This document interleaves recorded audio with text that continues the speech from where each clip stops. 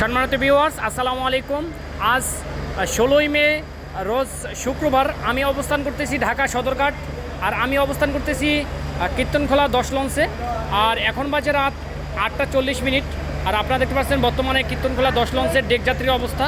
এবং আজকে ঢাকা থেকে বরিশালের উদ্দেশ্যে ছেড়ে যাচ্ছে মোট 3টি লঞ্চ, এবং কুয়াকাটা 2, কীর্তনখোলা 10 এবং এম খান 7, এই 3টি লঞ্চ থাকার কারণে আপনারা দেখতে পাচ্ছেন বর্তমানে কীর্তনখোলা 10 লঞ্চে সবথেকে কম যাত্রী হয়েছে। আর এখন ইতিমধ্যে আপনারা কিছুক্ষণ আগে আমি এটা ফেসবুকে পোস্ট করেছি আমার পেজে, যে এম খান 7 লঞ্চের ডেক যাত্রীর অবস্থা।